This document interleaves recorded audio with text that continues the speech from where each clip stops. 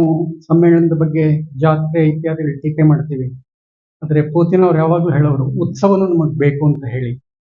ಆದರೆ ಈ ಹೊತ್ತು ಸಾಹಿತ್ಯ ಸಮ್ಮೇಳನ ಪಡ್ಕೊಳ್ತಾ ಇರುವ ಸ್ವರೂಪವನ್ನು ನೋಡಿದರೆ ಸಾಹಿತ್ಯ ಸಮ್ಮೇಳನ ಬೇಕು ನಮಗೆ, ಆದರೆ ಅದರ ಸ್ವರೂಪ ಬದಲಾಗಬೇಕು ಅನ್ನುವಂಥದ್ದು ಎಲ್ಲ ಸಂವೇದನಾಶೀಲ ಮನಸ್ಸುಗಳು ಯೋಚನೆ ಮಾಡ್ತಿರುವಂಥದ್ದು. ಸಮ್ಮೇಳನದ ಬಗ್ಗೆ ವಿರೋಧ ಇಲ್ಲ, ಆದರೆ ಸಮ್ಮೇಳನದ ಸ್ವರೂಪದ ಬಗ್ಗೆ ವಿರೋಧ ಇದೆ. ಯಾಕೆ ಹೀಗೆ ನಾವು ಯೋಚನೆ ಮಾಡ್ತಾ ಇದ್ದೀವಿ ಅಂತಂದ್ರೆ, ಮಹಾರಾಷ್ಟ್ರದಲ್ಲಿ ಮರಾಠಿ ಸಾಹಿತ್ಯ ಸಮ್ಮೇಳನ ನಡೆಯುತ್ತೆ.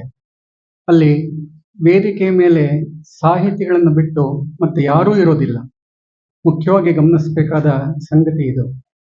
ಆ ರಾಜ್ಯದ ಮುಖ್ಯಮಂತ್ರಿ ಬಂದರೂ ಕೂಡ ಮುಂದಿನ ಸಾಲಿನಲ್ಲಿ ಪ್ರೇಕ್ಷಕರಾಗಿ ಕುಳಿತು ಅಲ್ಲಿ ನಡೆಯುವ ಕಲಾಪಗಳನ್ನು ವೀಕ್ಷಿಸಿ ಹೋಗ್ತಾರೆ ಹೊರತು ವೇದಿಕೆಯಲ್ಲಿ ವಿಜೃಂಭಿಸೋದಿಲ್ಲ. ಆದರೆ ನಮ್ಮ ಸಾಹಿತ್ಯ ಸಮ್ಮೇಳನಗಳಲ್ಲಿ ಸಾಹಿತ್ಯವನ್ನು ಬಿಟ್ಟು ಉಳಿದವರೆಲ್ಲರೂ ವಿಜೃಂಭಿಸ್ತಾ ಇರ್ತಾರೆ. ಆಶ್ಚರ್ಯ ಅನ್ಸುತ್ತೆ.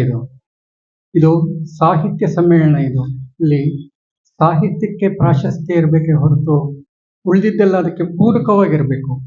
ಉಳಿದಿದ್ದು ಬೇಡ ಅಂತಲ್ಲ. ಹಾಗೆ ನೋಡಿದರೆ ಸಾಹಿತ್ಯ ಯಾವುದನ್ನು ನಿರಾಕರಿಸೋದಿಲ್ಲ, ಎಲ್ಲವನ್ನು ಒಳಗೊಳ್ಳುವಂಥದ್ದು ಸಾಹಿತ್ಯ. ಅದು ರಾಜಕೀಯ ಇರ್ಬೋದು, ಧರ್ಮ ಇರ್ಬೋದು, ವಿಜ್ಞಾನ ಇರ್ಬೋದು, ತಂತ್ರಜ್ಞಾನ ಇರ್ಬೋದು, ಆಧುನಿಕತೆ ಇರ್ಬೋದು, ಯಾವ್ದು ಬೇಡ ಸಾಹಿತ್ಯಕ್ಕೆ. ನೀವು 2000 ವರ್ಷದ ಕನ್ನಡ ಸಾಹಿತ್ಯ ಪರಂಪರೆಯನ್ನು ಗಮನಿಸಿದ್ರೆ ಎಲ್ಲವನ್ನ ಒಳಗೊಂಡು ಸಾಹಿತ್ಯ ಸಮೃದ್ಧವಾಗಿ ಬೆಳೆದಿರುವಂಥದ್ದು. ಬಹುಶಃ ಸಾಹಿತಿಗಳಿಗಿಂತ ಇಲ್ಲಿ ಸಾಹಿತ್ಯೇತರ ವ್ಯಕ್ತಿಗಳು ಮುಖ್ಯ ಆಗ್ತಾ ಇದ್ದಾರಾ ಅನ್ನುವ ಅನುಮಾನ ನನ್ನಂಥ ವ್ಯಕ್ತಿಗೆ ಕಾಡತ್ತೆ. ಸೊ ಹೀಗಾಗಿ ಸಾಹಿತ್ಯ ಸಮ್ಮೇಳನದ ಸ್ವರೂಪದ ಬಗ್ಗೆ ನಾವು ಇವತ್ತು ಮೂಲಭೂತವಾಗಿ ಚಿಂತನೆಯನ್ನು ಮಾಡಬೇಕಾಗಿದೆ ಅಂತ ಅನಿಸುತ್ತೆ. ಒಬ್ಬ ಲೇಖಕನಾಗಿ ನನಗೆ ಯಾವ ಗೋಷ್ಠಿ ನಡೀತಾ ಇದೆ, ಯಾವ ವಿಚಾರದ ಬಗ್ಗೆ ಚರ್ಚೆ ನಡೀತಾ ಇದೆ, ಸಾಹಿತ್ಯ ಸಮ್ಮೇಳನದ ಫೋಕಸ್ ಏನು, ಯಾವುದು ಸಮಕಾಲೀನವಾದ ಯಾವ ಸಮಸ್ಯೆಯನ್ನ, ಕನ್ನಡದ ಯಾವ ಸಮಸ್ಯೆಯನ್ನು ಎತ್ಕೊಂಡು ಇವರು ಚರ್ಚೆ ಮಾಡ್ತಿದ್ದಾರೆ, ಈ ಯಾವುದ್ರ ಬಗ್ಗೆನೂ ಚಿಂತನೆ ಇಲ್ಲ ಅಂತಂದ್ರೆ ಮತ್ತೆ ಸಾಹಿತ್ಯ ಸಮ್ಮೇಳನ ಯಾಕೆ ಬೇಕು? ಸಾಹಿತ್ಯದ ಅಧ್ಯಯನಕ್ಕೆ ಇವತ್ತೂ ನನಗೆ ಕರ್ನಾಟಕದಲ್ಲಿ ಕನ್ನಡದ ಪ್ರಮುಖ ಲೇಖಕರ ಎಲ್ಲ ಪುಸ್ತಕಗಳು ಸಿಗುವಂತ ಒಂದು ಲೈಬ್ರರಿ ಇಲ್ಲ. ನಮಗೆ ಒಂದು ರೆಫರೆನ್ಸ್ ಸೆಕ್ಷನ್ ಇಲ್ಲ. ಮಂಡ್ಯ ಜಿಲ್ಲೆಯ ಒಟ್ಟು ಸಾಹಿತ್ಯದ ಬಗ್ಗೆ ಚರ್ಚೆ ಮಾಡಬೇಕು ಅಂತ ನನಗೆ ಬೇಕಾದ ಅಧ್ಯಯನ ಸಾಮಗ್ರಿ ನನಗೆ ಒಂದ್ ಕಡೆ ಸಿಗೋದಿಲ್ಲ. ಮಂಡ್ಯದಲ್ಲಿ ಆ ಥರದೊಂದು ಲೈಬ್ರರಿ ರೆಫರೆನ್ಸ್ ಸೆಕ್ಷನ್ನು ಇದೆ ಅಂತ ನನಗೆ ಗೊತ್ತಿಲ್ಲ. ಕನ್ನಡದ ಎಲ್ಲ ಪ್ರಮುಖ ಪುಸ್ತಕಗಳು ಸಿಗುವಂಥದ್ದು. ನಾವು 25 ಕೋಟಿಯನ್ನು ಖರ್ಚು ಮಾಡ್ತೀವಲ್ಲ, ಅದರಲ್ಲಿ 2.5 ಕೋಟಿ ಖರ್ಚು ಮಾಡಿದ್ರು ಈ ಥರದೊಂದು ಲೈಬ್ರರಿ ಮಾಡಿಬಿಡ್ಬೋದು ನಾವು. ಎನ್ನುವಾಗ ನನಗೆ 3 ಸಂಗತಿಗಳ ಬಗ್ಗೆ ಈ ಸಾಹಿತ್ಯ ಸಮ್ಮೇಳನ ಸಂಬಂಧಪಟ್ಟವ್ರು ಯೋಚನೆ ಮಾಡ್ಲಿಕ್ಕೆ ಸಾಧ್ಯ ಆದರೆ ಒಳ್ಳೇದು ಅಂತ. ಮೊದಲನೇದು, ಮಂಡ್ಯ ಸಾಂಸ್ಕೃತಿಕವಾಗಿ ಅತ್ಯಂತ ಶ್ರೀಮಂತವಾದ ಜಿಲ್ಲೆ, ಬಹಳ ಮುಖ್ಯವಾದದ್ದು. ನಾವು ಎಷ್ಟೋ ಸಲ ಕಲ್ಚರಲ್ ಸೆಂಟರ್ಸ್ ಅಂತ ಅನ್ನುವಾಗ ಶಿವಮೊಗ್ಗನ ಹೇಳ್ತೀವಿ, ಧಾರವಾಡವನ್ನು ಹೇಳ್ತೀವಿ, ಮಂಗಳೂರನ್ನು ಹೇಳ್ತೀವಿ. ಆದರೆ ಮಂಡ್ಯವನ್ನ ಕಲ್ಚರಲ್ ಸೆಂಟರ್ ಅಂತ ಹೇಳೋದಿಲ್ಲ, ಸಾಂಸ್ಕೃತಿಕ ಜಿಲ್ಲೆ ಅಂತ ಗುರುತಿಸೋದಿಲ್ಲ. ಆದರೆ ನಾನು 50 ವರ್ಷ ಕನ್ನಡ ಸಾಹಿತ್ಯವನ್ನು ಅಧ್ಯಯನ ಮಾಡಿ ಹೇಳ್ತಾ ಇದ್ದೀನಿ, ಯಾವುದೇ ಜಿಲ್ಲೆಗಿಂತ ಮಂಡ್ಯ ಸಾಂಸ್ಕೃತಿಕವಾಗಿ ಅತ್ಯಂತ ಶ್ರೀಮಂತ ಜಿಲ್ಲೆ. ಅನೇಕ ಮೊದಲುಗಳಿಗೆ ಕಾರಣ ಆಗಿದೆ ಮಂಡ್ಯ ಜಿಲ್ಲೆ ಅನ್ನೋದನ್ನ ನೆನಪಲ್ಲಿ ಇಟ್ಕೋಬೇಕು. ಹಾಗೆ ನೋಡಿದ್ರೆ ಮೊದಲ ಒಕ್ಕಲಿಗ ಕವಿ ಕೆಂಪಣ್ಣಗೌಡ. ಆಶ್ಚರ್ಯ ಅನ್ಸುತ್ತೆ ನನಗೆ. ವಚನಕಾರರಲ್ಲಿ ಒಕ್ಕಲಿಗ ಮುದ್ದಣ್ಣ ಅಂತ ಒಬ್ಬ ಬರ್ತಾನೆ. ಆ ಒಕ್ಕಲಿಗ ಮುದ್ದಣ್ಣ ಅನ್ನೋನನ್ನು ಬಿಟ್ರೆ ಒಂದು ಶಾಸನ ಇದೆ, ತಲ್ಲಂಪುರ ಶಾಸನ ಅಂತ ಹೇಳಿ. ಅದರಲ್ಲೊಬ್ಬ ಕೃಷಿಕೆ ಮೋಚಬ್ಬರಸಿ ಅಂತ ಒಬ್ಬ ಹೆಣ್ಮಗಳು ಕೃಷಿಯನ್ನ ಮಾಡುವ ವಿವರ ಬರುತ್ತೆ. ನಮ್ಮಲ್ಲಿ ಕೃಷಿ ಸಂಸ್ಕೃತಿ ಇದೆಯಲ್ಲ, ಅದ್ಭುತವಾದ ಒಂದು ಸಂಸ್ಕೃತಿ ಅದು. ಮಂಡ್ಯ ಜಿಲ್ಲೆಯ ಕೃಷಿ ಸಂಸ್ಕೃತಿಗೆ ಬಹಳ ಮುಖ್ಯವಾದದ್ದು. ಕೆಂಪಣ್ಣಗೌಡ ಒಕ್ಕಲಿಗ ಕವಿಯವನು, ಅದರಿಂದ ಕನ್ನಡದ ಮೊದಲ ಒಕ್ಕಲಿಗ ಕವಿಯವನು. ಬಹಳ ಮುಖ್ಯವಾದ ಮಾತಿದು. ಆದ್ರೆ ನಾವು ಕೆಂಪಣ್ಣಗೌಡನ ಬಗ್ಗೆ ಪ್ರಸ್ತಾಪ ಕೂಡ ಮಾಡೋದಿಲ್ಲ ಮಂಡ್ಯದವ್ರು. ನಂಗೆ ಆಶ್ಚರ್ಯ ಅನ್ಸುತ್ತೆ.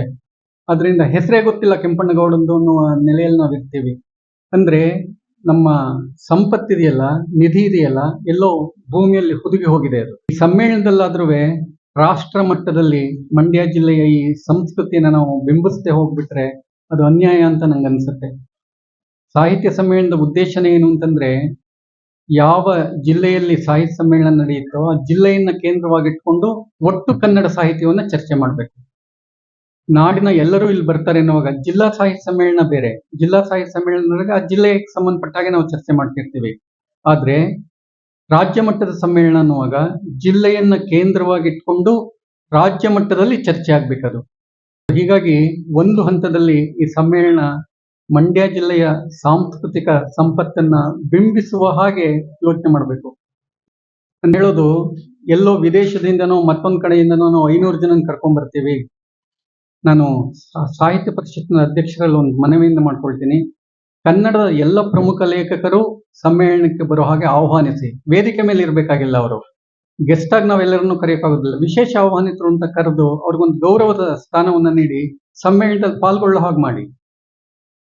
ದೇವನೂರು ಮಹಾದೇವರ ಸಮ್ಮೇಳನಕ್ಕೆ ಬರ್ತಾರೆ ಅಂದ್ರೆ ಸಮ್ಮೇಳನದ ಘನತೆ ಜಾಸ್ತಿ ಆಗುತ್ತೆ. ಭೈರಪ್ಪನವ್ರ ಸಮ್ಮೇಳನಕ್ಕೆ ಬರ್ತಾರೆ ಅಂದ್ರೆ ಸಮ್ಮೇಳನದ ಘನತೆ ಜಾಸ್ತಿ ಆಗುತ್ತೆ. ಹಂಪ ನಾಗರಾಜಯ್ಯ ಬರ್ತಾರೆ ಅಂತಂದ್ರೆ, ಚಂದ್ರಶೇಖರ ಕಂಬಾರರು ಬರ್ತಾರೆ ಅಂದ್ರೆ. ಆದ್ರೆ ಏನ್ ಚರ್ಚೆ ನಡಿಬೇಕು ಅನ್ನೋದನ್ನು ನಿರ್ಧರಿಸೋದು ಬೇರೆ ಯಾರೋ ಆಗ್ಬಿಟ್ರೆ ಮತ್ತೆ ಸಾಹಿತ್ಯ ಸಮ್ಮೇಳನ ಯಾಕೆ ಮಾಡ್ಬೇಕು? ನೀವು ಮಂಡ್ಯ ಉತ್ಸವ ಅಂತ ಮಾಡಿ, ಆಗ ನೀವೇನ್ ಬೇಕಾದ್ರೂ ಮಾಡ್ಕೊಳ್ಳಿ. ಆದ್ರೆ ಸಾಹಿತ್ಯ ಸಮ್ಮೇಳನ ಅಂತ ಮಾಡುವಾಗ ಅದರ ಹಿನ್ನೆಲೆಯಲ್ಲಿ ಸಾಹಿತ್ಯವನ್ನು ಕೇಂದ್ರವಾಗಿಟ್ಕೊಂಡು ನಾವು ಚರ್ಚೆ ಮಾಡುವ ನೆಲೆಯನ್ನು ಹಿಂದೆ ಹೋಗ್ಬಿಟ್ರೆ ಇದಕ್ಕೇನು ಅರ್ಥ ಇದೆ? ಸೊ ಹೀಗಾಗಿ ಎಲ್ಲ ಲೇಖಕರನ್ನು ನಾನು ಮೊದಲನೇ ಹೇಳಿದಾಗೆ, ಮೊದಲನೇದು ಗೋಷ್ಠಿಗಳು ಬಹಳ ಇಂಪಾರ್ಟೆಂಟ್ ನನಗೆ ಅಂತೇಳಿ. ಏನ್ ಚರ್ಚೆ ಆಗತ್ತೆ ಅಂತ ಆಗತ್ತೆ, ಲೇಖಕರು ಇಲ್ಲಿ ಪಾಲ್ಗೊಳ್ಳುವ ಹಾಗೆ ಪ್ರಯತ್ನವನ್ನು ಮಾಡಬೇಕು ಅಂತ ನಾನು ಹೇಳೋದು. ಎಲ್ಲ ಪ್ರಮುಖ ಲೇಖಕರು, ಯಾಕೆಂದ್ರೆ ಜನಕ್ಕೆ ಒಂದು ಸಂಭ್ರಮ ಇರುತ್ತೆ. ಈಗ ಯಾರೋ ಒಬ್ಬ ಲೇಖಕರು ಇರ್ತಾರೆ ಅಂದ್ರೆ ನಾವು ಚಿಕ್ಕನ್ನಲ್ಲಿರುವಾಗ ಆಟೋಗ್ರಾಫ್ ತಗೊಳ್ತಾ ಇದ್ವಿ ಅವ್ರ ಜೊತೆ. ಈಗಂತೂ ಸೆಲ್ಫಿ ಅಂತಿರೋದ್ರಿಂದ ಅದರಿಂದ ಅಂಥವ್ರನ್ನ ನೀವು ಗೌರವದಿಂದ ಕಾಣೋದಿಲ್ಲ ಅಂತಂದ್ರೆ ಮತ್ತಾರೋ ನೀವು ವಿಜೃಂಭಿಸ್ತೀರಿ ಅಂತಂದ್ರೆ ಸಾಹಿತ್ಯದ ಹೆಸರಲ್ಲಿ ನೀವು ಯಾಕೆ ಈ ಅತ್ಯಾಚಾರವನ್ನು ಮಾಡ್ತಾ ಇದ್ದೀರಿ? ನೀವು ಸಾಹಿತ್ಯ ಸಮ್ಮೇಳನ ಅಂತಲ್ಲದೆ ಬೇರೆ ಹೆಸರಿನಲ್ಲಿ ನೀವೇನ್ ಬೇಕಾದ್ರೂ ಮಾಡಿ. ಮಂಡ್ಯ ಜಿಲ್ಲೆ ಇಂತಹ ಸಂಸ್ಕೃತಿಗೆ, ಕೃಷಿ ಸಂಸ್ಕೃತಿಗೆ ಅತ್ಯಂತ ಪ್ರಖ್ಯಾತವಾದಂಥದ್ದು, ಯಾವುದೇ ಪ್ರಭಾವವನ್ನು ದಕ್ಕಿಸ್ಕೊಂಡಿರುವಂಥದ್ದು, ಅರಗಿಸ್ಕೊಂಡಿರುವಂಥದ್ದು. ಕರ್ನಾಟಕದ ಉಳಿದ ಎಲ್ಲ ಭಾಗಗಳುವೆ ಬೇರೆ ಬೇರೆ ಪ್ರಭಾವಕ್ಕೊಳಗಾಗಿವೆ. ನೀವು ಗಮನಿಸಿ, ಮಂಗಳೂರು ಕನ್ನಡವನ್ನು ಗಮನಿಸಿ, ಧಾರವಾಡ ಮತ್ತೆ ಬೆಳಗಾಂ ಕನ್ನಡವನ್ನು ಗಮನಿಸಿ, ಗುಲ್ಬರ್ಗಾ ಕನ್ನಡವನ್ನು ಗಮನಿಸಿ. ಒಂದ್ ಕಡೆ ಉರ್ದು ಪ್ರಭಾವ, ಒಂದ್ ಕಡೆ ತಮಿಳಿನ ಪ್ರಭಾವ, ಇನ್ನೊಂದ್ ಕಡೆ ತೆಲುಗಿನ ಪ್ರಭಾವ, ಇನ್ನೊಂದ್ ಕಡೆ ಮರಾಠಿ ಪ್ರಭಾವ. ಆದ್ರೆ ಮಂಡ್ಯ ಯಾವ ಪ್ರಭಾವಕ್ಕೂ ಒಳಗಾಗ್ಲಿಲ್ಲ. ಮುಸ್ಲಿಮರು ಇಲ್ಲಿ ಆಳಿರ್ಬಹುದು, ಉರ್ದುವಿನ ಪ್ರಭಾವಕ್ಕೊಳಗಾಗಿಲ್ಲ. ತಮಿಳರು ಇಲ್ಲಿ ಬಂದು ನೆಲೆಸಿರ್ಬಹುದು, ತಮಿಳಿನ ಪ್ರಭಾವಕ್ಕೊಳಗಾಗಿಲ್ಲ. ನಿಜವಾಗಿ ಕನ್ನಡದ ಶಕ್ತಿಯನ್ನ, ಕನ್ನಡದ ಅಸ್ಮಿತೆಯನ್ನ ಕಾಪಾಡಿಕೊಂಡಿರೋದು ಮಂಡ್ಯ ಜಿಲ್ಲೆ. ಇದ್ರ ಬಗ್ಗೆ ಎಲ್ಲ ಅಧ್ಯಯನ ಮಾಡಬೇಕಾಗಿದೆ. ನಾವು ಅಧ್ಯಯನ ಮಾಡಿ ನಮ್ಮ ಜಿಲ್ಲೆಯನ್ನ ನಾವು ಇವತ್ತು ಬರೀ ರಾಜ್ಯ ಮಟ್ಟದಲ್ಲ, ರಾಷ್ಟ್ರ ಮಟ್ಟದಲ್ಲ, ಅಂತಾರಾಷ್ಟ್ರೀಯ ಮಟ್ಟದಲ್ಲಿ ನಾವು ಕನ್ನಡದ ಸಂಸ್ಕೃತಿಯನ್ನ ಬಿಂಬಿಸಬೇಕಾಗಿದೆ. ಎಲ್ಲರಿಗೂ ಊಟದ ವ್ಯವಸ್ಥೆ ಬೇಕು, ನಾನು ಬೇಡ ಅಂತ ಹೇಳೋದಿಲ್ಲ. ಆದ್ರೆ ಔತಣ, ಅಯ್ಯೋ ರಾಮ, ಯಾಕೆ ಬೇಕು? ಅದ್ರ ಬಗ್ಗೆನೆ ನಮ್ಮ ಸಮೂಹ ಮಾಧ್ಯಮಗಳು ಅದನ್ನ ಎಷ್ಟು ಹೈಲೈಟ್ ಮಾಡ್ತಾರೆ ಅಂತಂದ್ರೆ, ಸಾಹಿತ್ಯ ಸಮ್ಮೇಳನ ಅಂತಂದ್ರೆ ಸರ್ ಭೂರಿ ಭೋಜನ, ಊಟಕ್ಕೆ 6 ಕೋಟಿ. ನೋಡಿ, 6 ಕೋಟಿಗೆ ಇಲ್ಲೊಂದು ಲೈಬ್ರರಿ ಮಾಡ್ಬಿಟ್ರೆ, ಮಂಡ್ಯದಲ್ಲಿ ಒಂದು ಲೈಬ್ರರಿ ಆದ್ರೆ ಎಷ್ಟು ಮಕ್ಕಳಿಗೆ ಅನುಕೂಲ ಆಗತ್ತೆ. ಎಲ್ಲ ಕಡೆ ಸಮಸ್ಯೆ ಆಗೋದಿಲ್ಲ ಅಂದ್ರೆ ಯಾವುದೇ ಕ್ಷೇತ್ರದಲ್ಲಿ ಆಗ್ಬೋದು. ವ್ಯಕ್ತಿ ಪ್ರತಿಷ್ಠೆ ಮುಖ್ಯ ಆದ ತಕ್ಷಣನೇ ಅದರ ದಿಕ್ಕೇ ಬದಲಾಗ್ಬಿಡುತ್ತೆ.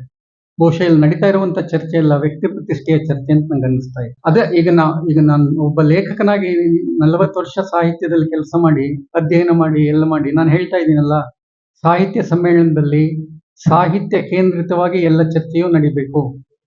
ಫಾರ್ ಎಕ್ಸಾಂಪಲ್, ನಂಗೆ ಇವತ್ತು ಅನ್ನಿಸ್ತಾ ಇದೆ, ಸಾಹಿತ್ಯ ಮತ್ತು ಕನ್ನಡ ಮತ್ತು ಸಮೂಹ ಮಾಧ್ಯಮಗಳು ಅಂತ ಒಂದು ಗೋಷ್ಠಿ ಅಗತ್ಯ ಇದೆ ನಮ್ಗೆ. ಯಾಕಂದ್ರೆ ಇವತ್ತು ನಮ್ಮ ಸಮೂಹ ಮಾಧ್ಯಮಗಳಲ್ಲಿ ಭಾಷೆ ಬಳಕೆ ಆಗೋ ರೀತಿ ಇದೆಯಲ್ಲ, ಅದರಲ್ಲೂ ದೃಶ್ಯ ಮಾಧ್ಯಮದಲ್ಲಿ ಭಾಷೆ ಬಳಕೆ ಆಗೋ ರೀತಿ ಇದೆಯಲ್ಲ, ಕನ್ನಡವೇ ಅಲ್ಲ ಅದು ಅನ್ನೋ ಸ್ಥಿತಿಯನ್ನು ನಾವು ತಲುಪ್ತಾ ಇದ್ದೀವಿ. ಇದ್ರ ಬಗ್ಗೆ ನಾವು ಚರ್ಚೆ ಮಾಡೋಣ. ತಪ್ಪು ಸರಿ ಅಂತ ಅದು ಬೇರೆ ವಿಚಾರ, ಚರ್ಚೆ ಮಾಡೋಣ. ಹೌದಾ, ಈ ಕಾಲಕ್ಕೆ ಅದೇ ಅಗತ್ಯನಾ ಅಥವಾ ಸರಿನಾ? ಒಬ್ಬ ಭಾಷಾ ವಿಜ್ಞಾನಿಯನ್ನ ನೀವು ಯೋಚನೆ ಮಾಡದೆ ಹೋಗ್ಬಿಟ್ರೆ, ಇತ್ತೀಚೆಗೆ ಭಾಷಾ ವಿಜ್ಞಾನ ಅನ್ನೋದೇ ಹೊರಟೋಗ್ತಾ ಇದೆ.